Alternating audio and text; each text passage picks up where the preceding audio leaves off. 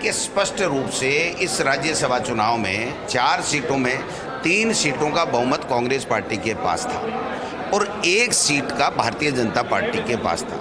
लेकिन जानबूझ करके लोकतंत्र की हत्या करने के लिए, ईडी, सीबीआई, इनकम टैक्स का दुरुपयोग करने के लिए, हॉर्स ट्रेडिंग करने के लिए इन्होंने दूसरा उम्मीदवार उतारा, पैसे वाले धनाढ्य व्यक्ति को उतारा, लेकिन लोकतंत्र जीता, षड्यंत्र हारा।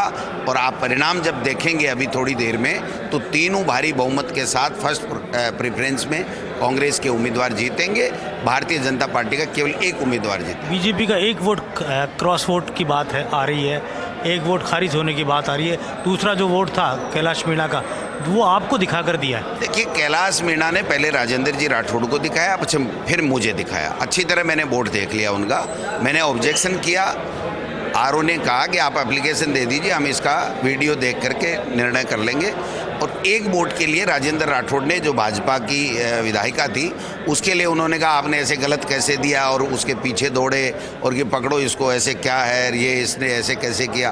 तो हमें लगता है कि कुछ न कुछ उनमें आपस में जो गुट बने हुए हैं उनमें कोई गड़बड़ हो सकती है। मुझे नहीं लगता किसको दिया, मैं नहीं कह सकता। मैं तो मेरे जो कांग्रेस के जो विधायक हैं उनकी ही कह सकता हूँ। ये बढ़ोतरी वोटों की, क्रॉस वोट होना, खारिज होना, ये एक नैतिक जीत मानी जाए कांग्रेस की? देखिए, कांग्रेस के पास बहुमत था तो उनको आना ही नहीं चाहिए था मैदान में, लेकिन उनके तो हमेशा वो तो तलाशते रहते हैं, गलत रास्ते तलाशते रहते हैं, तोड़फोड़ करने की जो उनकी आदत पड़ी भी। आप बताइए, मतलब ईडी को ये रिटर्न में शिकायत देना कि इनके आज ही ठापे डालो सारे जो प्रमुख नेता हैं कांग्रेस के, तो ये तो गलत बात है ना। क्यों डालो भाई ईडी में? हमने कौन सा अपराध कर दिया ईडी में? और आए तो आए, उन्हें स्वागत है। लाखों रुपए खर्च करने पड़े आपको बाड़ेबंदी पे, रिजॉर्ट में रुका। ये भारतीय जनता पार्टी की गलत नीति के कारण से, उनके षड्यंत्र के कारण से जनता का पैसा जो है वो खर्च करना पड़ा। उस षड्यंत्र से रक्षा करने के लिए हमको 2 रुपये लगाने पड़े, होटलों में रहना पड़ा, सबको पता है। अगर पहले भी तो हुए हैं चुनाव, मनमोहन सिंह जी थे तब निर्विरोध हुए थे, सबको पता था किसके कितने वोट हैं। तो ये तो जानबूझ के किया गया ना।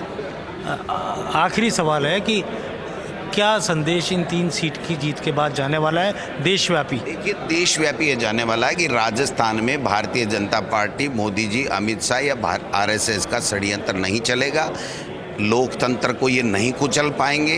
गुड गवर्नेंस हमारी चल रही है और राहुल गांधी जी और सोनिया गांधी जी के नेतृत्व में हम पुनः 2023 में राजस्थान में कांग्रेस की सरकार बनाएंगे और 24 में एनडीए सरकार का खात्मा होगा। अशोक गहलोत का जादू फिर चलता हुआ दिखा? निश्चित रूप से मुख्यमंत्री हैं तो उनका ही मैनेजमेंट होता है एमएलएज के लिए, तो संगठन उनके साथ खड़ा था, तो सबने मिलकर के और अच्छी तरीके से जो 3 उम्मीदवार जीते हैं।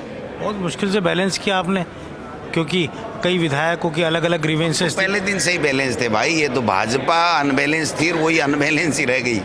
वो बैलेंस अपने आप को कर ही नहीं पाई, जितने थे उतने भी नहीं रख पाए जैसा लग रहा माहौल से।